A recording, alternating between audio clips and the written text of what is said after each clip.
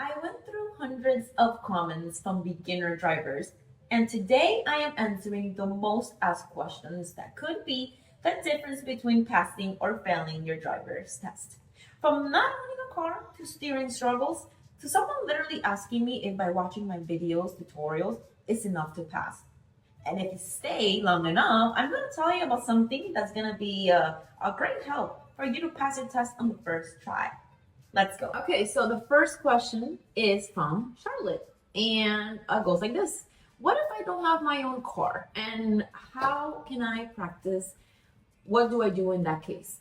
All right, so I totally get this because not everybody has their own car when they're starting out. And honestly, you don't need to own one to start practicing. So one of the best things you can do is sign up with a driving school. In my opinion, there's a lot of them. You can check locally to see which one is closest to you, and they usually provide the car, and you'll be able with an instructor the whole time to practice, which is super helpful, especially if you're just getting started and want someone to walk you through basically what to do and get you familiar with the vehicle. Another option is to ask someone that you trust, like a family member or a friend who already has a license, of course, which is very important, to take you out to practice. As long as they are allowed to supervise you and you follow the rules in your area, that works too. Even just practicing in a parking lot helps a lot. So, yeah, don't stress it. And if you don't have a car right now, it's okay. There's many ways for you to practice. It's not you're not lost with that. There are definitely ways to get that practice in while you're working towards getting your own car. Just take it one day at a time. It's my advice. All right, so the next question that I have here is from I Hate Demo. And sorry if I'm mispronouncing that. So it goes like this. When reversing on your 3-point turn, do they want you to keep both hands on the wheel or one hand on the wheel while looking over your right shoulder? Okay, I love this question because it's one of those little things that people overthink right before their test. So, when you're reversing during your 3-point turn, what the examiner really wants to see is that you're looking back properly and staying safe. So being caution. That means turning your upper body and looking over your right shoulder like this. You're allowed to do that. You're allowed to take one hand off the wheel while you're reversing, while doing the 3-point turn. Most people, especially during the reversing, whether it's a 3-point turn or just simply reversing, they will have their left hand on top of the wheel and use the right one to turn around and look back like you're asking. That's totally fine. And it's actually what most instructors recommend you to do. Now, you do not need to keep both hands on the wheel while you're doing this maneuver. And the most important thing is that you're fully checking your surroundings, which is one of the main things they want to see from you during your road tests. So that is all I can say. Do not stress about it and perform it safely and carefully. Okay, so moving on to the next question. Let's see. It's from these usernames, I tell you. So it's from at Z357Y. Ready? So now, due to poor lifestyle caused by my parents, I've had a permit now. I have never had a permit to learn how to drive a car. I'm now 18. What should I do? Okay, so I want to start off by saying thank you so much for being real and sharing that with all of us. Honestly, so many people are in the same boat as you are and don't even talk about it. So I appreciate your honesty. I want to start off by saying that. Now, the great thing is that you're 18 and you've got full control of your next steps. It's not too late at all. It never is. And you can absolutely learn how to drive now. That is the good thing. The first thing that I do is check your state's DMV website and get started on applying for your learner's permit. That's very, very important. you need to pass a written test. But once you get that permit, you're allowed to already start practicing. So that's good. And with someone who's licensed or a driving school, you can do all the practices that you need.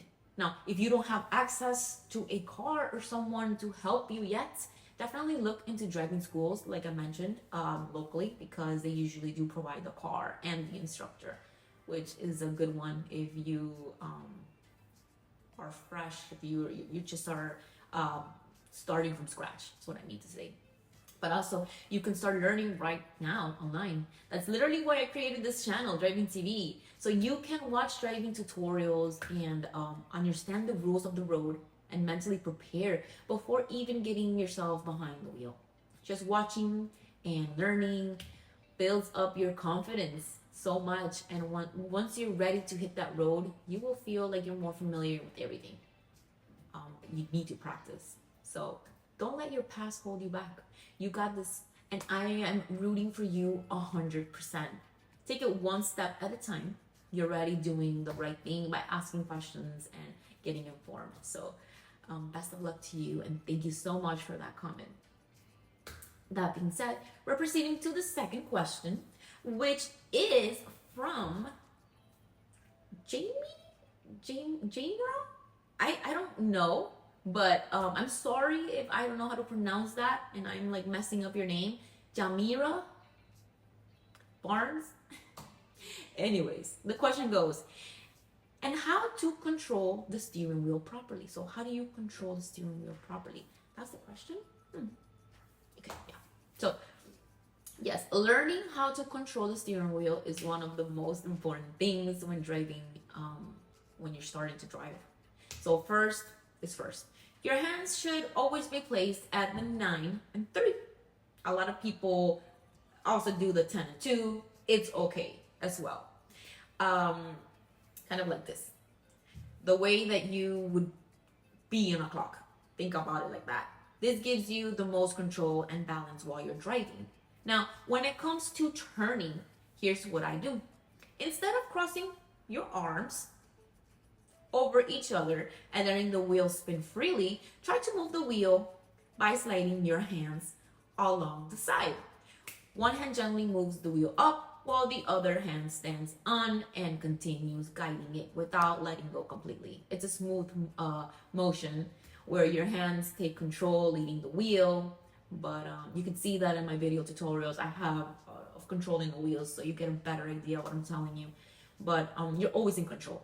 Also, don't grip the wheel too tight. A lot of you drivers hold on with stiff arms, but that actually makes your turns less smooth.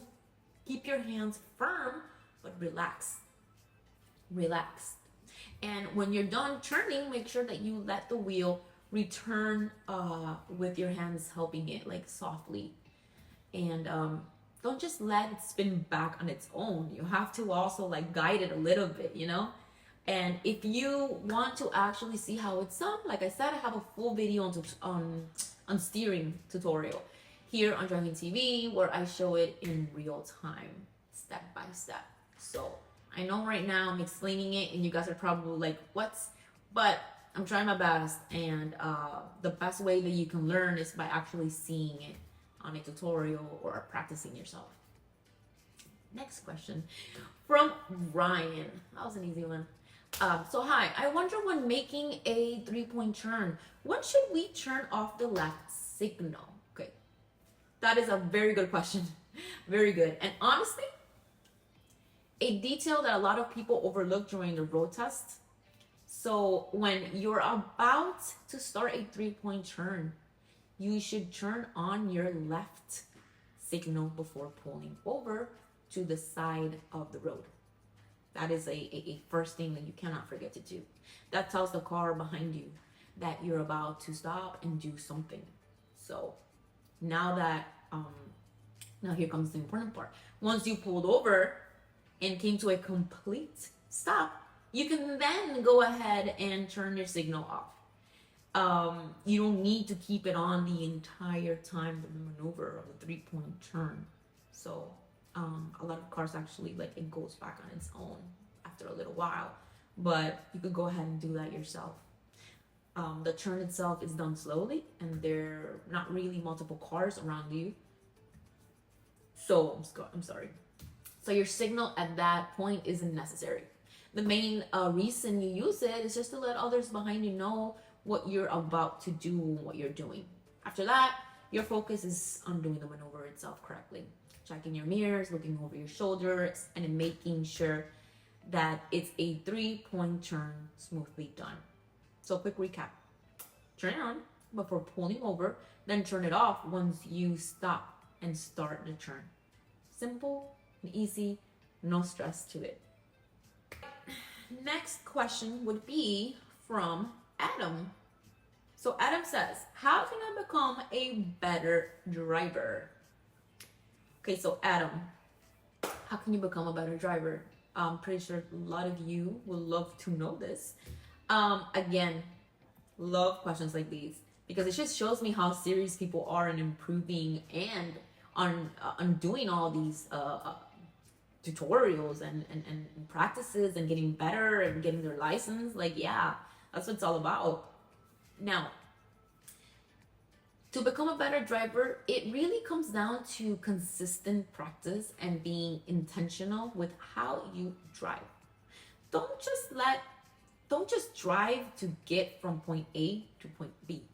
Pay attention while you're doing it. Notice your mirrors, your lane position, how smooth your turns are, how aware you are of other cars. Try to practice in different conditions too, like light traffic, busy areas, night driving, even rainy weather, carefully when you're ready, of course. The more different settings and different experiences you have when driving, the more confident you will become. Also, a big one that people forget, stay calm, because confidence comes from preparation, but also from staying cool under pressure. If you mess up, do not panic. Just correct it and keep going. Keep going. Do not panic. Don't freeze up. And of course, you can always keep learning by watching tutorials like this and driving TV, and keep practicing each and every day, daily. It's always good. It's always good, and it's always gonna make you a better driver. So there you go. Show up, practice with purpose, and keep learning daily. That's how you get to be a better driver. Hopefully I answer your question properly. Moving on to the next one. Codeine Crazy Future. Codeine, I'm telling you, the username is here. So let's see. How often should new drivers practice before taking the test? Very good question. The truth is, it really depends on how comfortable you feel behind the wheel. So it depends on you, right? And I think, in general, I would say if you're a brand new driver trying to practice daily, I would say 3 to 4 times a week, if you can. Even if it's just for 30 minutes at a time. The more consistent you are, the better you will feel when the test day comes. So honestly, do not wait until you feel perfect to take the test. Just aim to feel comfortable with driving, with the basics, right? And the basics that you should feel comfortable with, which is the main things that you need to know, is turning, parking, lane changes, checking your mirrors, using your signal, and staying calm in traffic. I'm not gonna mention the 3-point because we already covered it, but it goes in that list as well. Some people might need 10 hours, others might need 40. It's all about how fast you learn and how often you're able to get practice time. And what matters the most is that you feel confident and in control, not rushed or panic at all. There's no need for that. So yeah, practice as often as you can, and whenever you feel confident enough, that's when you should go ahead and do the exam and all that. So don't forget watching tutorials like this one and other ones that I post on Driving TV is also a great way to prepare between driving. sometimes seeing it done helps it click faster when you're in the car. So yeah, practice often as you can. And when you start to feel like driving feels normal, it's a good sign. You're ready for the test for sure. And all right, here's the last question, which is from, I'm sorry that I'm about to mispronounce this username. She recap Homer. Sorry. So how to maintain the speed level. Okay, how to maintain the speed level. That's a really good one because honestly, keeping a steady speed is something a lot of you drivers actually struggle with. First, the key to maintaining your speed is learning how to control the pressure on the gas pedal. Yep. And it's not about pushing hard. Most of the time, you just barely need to press down.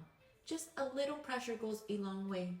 So if you notice your speed keeps going up or down, try to focus on your foot movement. Instead of holding the gas tight or letting off too sudden, keep your foot steady and make tiny adjustments. You're kind of floating your foot. So not stomping, not tapping, just keeping it balanced. Also, always check your speedometer regularly. New drivers sometimes forget to look down and don't realize they're speeding or going too slow or too fast. After a while, you'll start to feel what 25 or 35 miles per hour feels like. But in the beginning, just checking often as possible really helps. And remember, stay in the right lane if you're still working on keeping your speed steady. That way you're not holding up fast traffic and you can stay focused on staying consistent. Takes a little practice, but you'll get the hang of it. I mean, I also have full videos on that, on if you want to dive in deeper, like a tutorial step by step on how to like manage that. So before I wrap this up, if you're still preparing for your test and want everything in one place, I created the Driving TV Ultimate Study Guide just for you. And it has everything beginner drivers need to know for both the written and the road test. No fluff, just what really matters basically inside. You'll find the most important traffic signs, road rules, what to expect on test day, which is very important, and how the test works, what types of questions you'll see, and even how long the test is gonna be. I also incorporated in this guide maneuvers that you will need to know and will need to execute in the road tests. So the best part though is that I also included 100 DMV practice questions with answers to help you study and pass on the first try. If you want to feel confident and fully prepared, check the link in the description. It's all there. So, all right, I covered as many of your questions as I could, and if it helped even a tiny little bit, hit that like button so I know to do another one. Drop your questions in the comments below. I'm picking more questions to answers on my next video. And if you're serious about passing your test, remember, check out the Driving TV Ultimate Guide in the description. It will help. It's the shortcut to getting fully ready. Thanks for watching, and I will be seeing you on the next one.